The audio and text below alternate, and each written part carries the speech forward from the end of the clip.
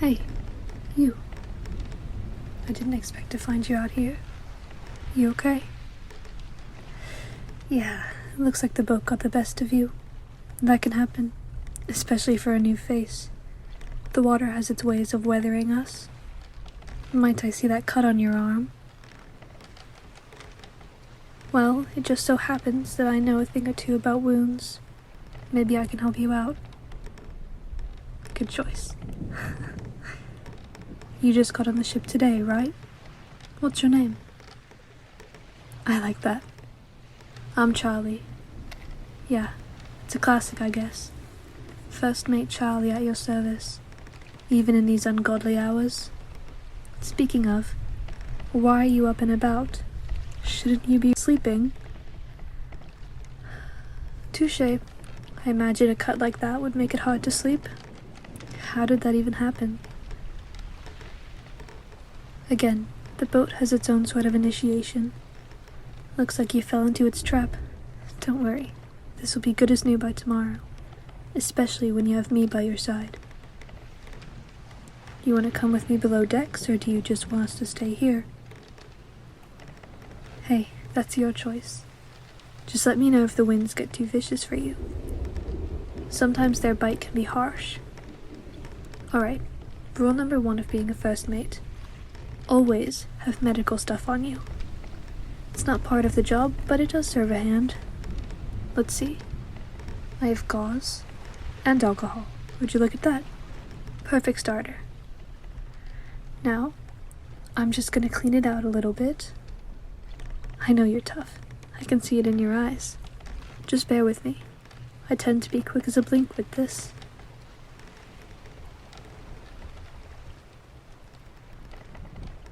You doing okay? I just want to make sure nothing foul is going to grow in that cut. I don't want to leave it unattended. It might feel sad. There we go. See? I told you were tough enough. And with that, all that's left is a bandage, which I think I might be fortunate enough to have on me as well. Aha! Found it. Perfect. If I may just wrap this around your arm, I promise I'll be gentle. There, all done. I hope that scratch doesn't make your entire stay dreadful, but we'll be in France soon enough. Yeah, you better believe we're going to France. The SS Horizon will get us there in no time, I swear. The docking today was just to stock up on food, and we had a few passengers, like yourself, there as well. Technology is incredible, isn't it? I mean, years ago, this trip probably would have taken 20 weeks or so. Just an estimate.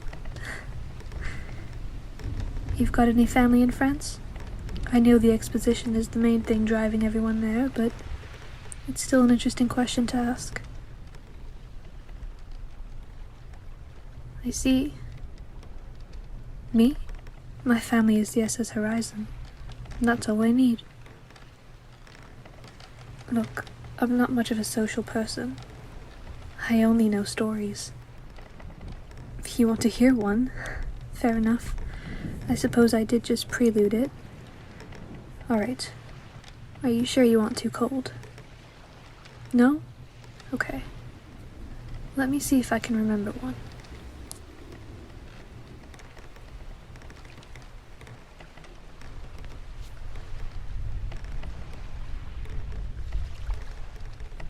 Many hundreds of years ago, a fisherman lived between two supernatural worlds. His little cottage sat between a wood that was thick, tangled and haunted, and a lake that was home to the water nymphs.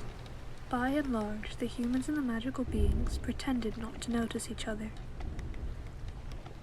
Visitors to that part of the world were rare, and so one evening when the fisherman saw the silhouette of a knight on horseback, he called to his wife to get ready to receive a guest. She prepared a tray with little glasses of spirit and a bowl of berries from the wood.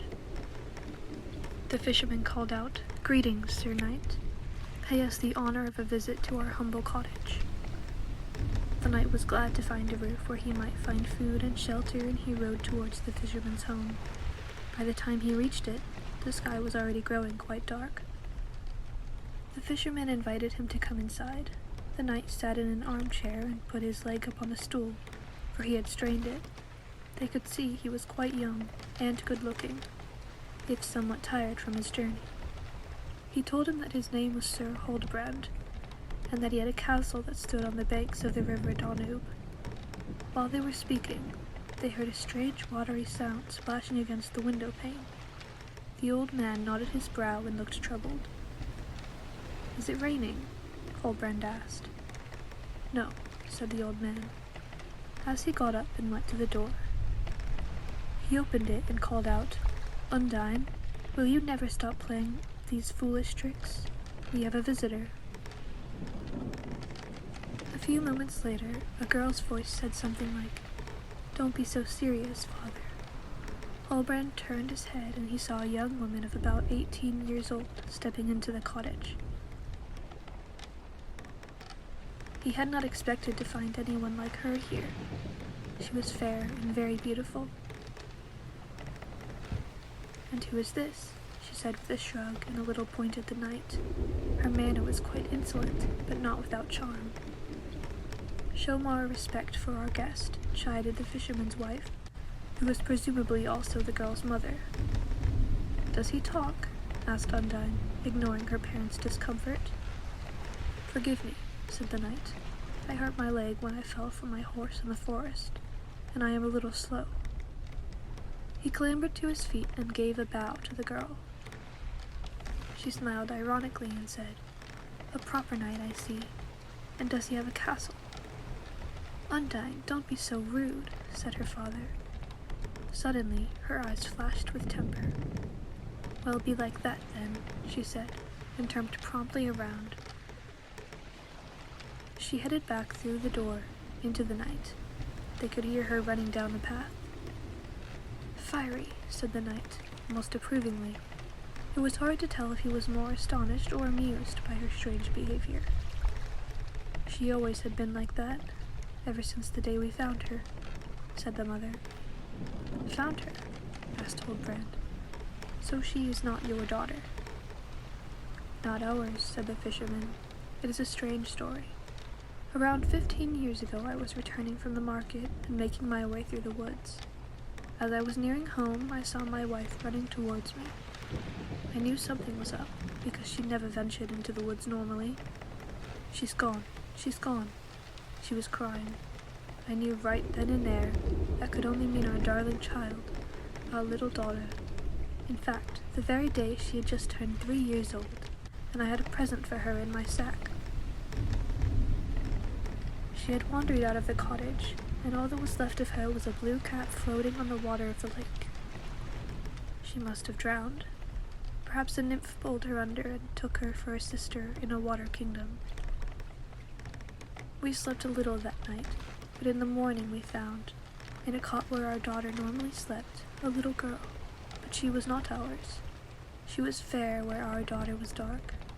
She was Undine, whom you have just seen, albeit briefly. Her hair and her clothes were wet. We assumed she had fallen in the lake. Of course we accepted the child as a gift from God. Although she has always been naughty, willful, and strong-headed, we have always loved her like the daughter we lost." The knight was clearly fascinated by the tale. "Indeed, what a strange story," he said. "I hope she shall return, because I would like to see more of this mysterious and beautiful creature." Just then, the wind howled through the trees, and rain began to beat down on the roof of the cottage. "A storm!" exclaimed the knight. "We cannot let her stay out in such terrible weather."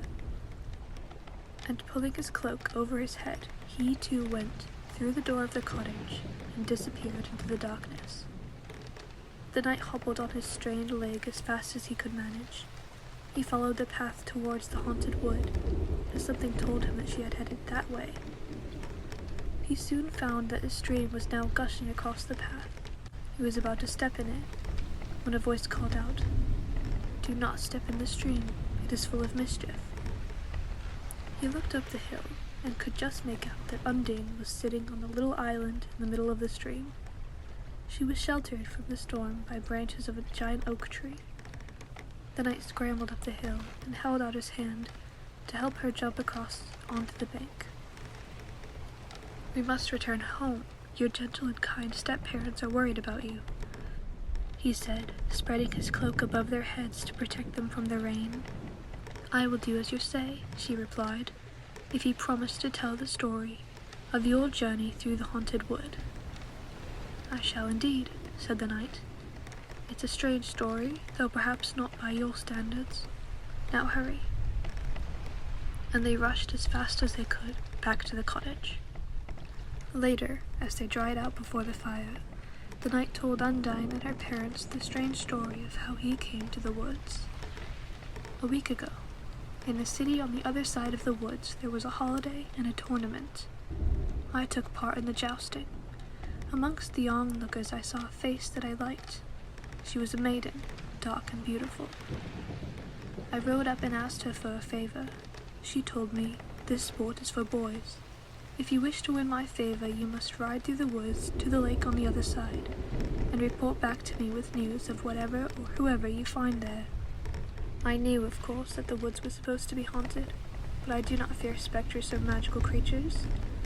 The next day I set out on my quest, and indeed I found a nest of goblins living in the trunk of a tree. They were far more afraid of me than I was of their ugly green faces and pointed ears. I rode on, but then, towards the night, I felt a chill on my back. I looked around and saw a strange white figure running towards me. My horse took fright and reared. I tried to rein him in, but I fell from my saddle. That is how I hurt my leg. The strange figure had vanished. I felt unwell and quite chilled to the bones, but I managed to gather my horse and ride on. Eventually I came out on the other side and saw the calm blue waters of the lake. That was when I knew I was near the end of my quest. I heard your voice offering me hospitality, and here I am. Do you find my story strange?" "No," said the girl. "The white man was Kulenborn. He is a demon of the lake and forest, and he was up to his usual tricks. I am glad that you were not hurt more badly when you fell from your horse." Now the time for stories was over. They all found places to sleep in corners of the cottage. In the morning, the storm was still raging, and the stream had grown more fierce. It was not safe to cross, and they were cut off on the way back to the city. For the next few days, the weather did not improve. Huldbrand and Undyne spent much time together. She was less willful now, and did no more than tease her knight gently. Her step-parents could see that he was very well taken with her. When eventually the weather was good enough to go out, they ventured for a walk into the edge of the woods. When they returned, the knight asked the fisherman permission to marry his stepdaughter, which of course he granted. That evening there was a knock at the door. The fisherman opened and saw that standing before him was a priest. His robes were wet. He explained that he had stumbled into the stream while crossing it. "Father, come in and sit by the fire," said the fisherman kindly. "We have work for you to do this very evening," declared Undyne, "for you can repay my stepfather's hospitality by marrying me to my beloved knight." Undyne insisted, as always, on having her way. She had a further surprise, for she revealed that in her little box of possessions she somehow had 2 gold rings that were ideal for the ceremony. That evening, when the priest was sufficiently dried out, they kneeled before him, exchanged their vows, and were married. About a week later, Sir Huldbrand set out for his castle, taking his new wife and her step-parents with him. The priest accompanied them too, for the evil things of the forest respected him, and would do the little party no harm, so long as the priest was with him.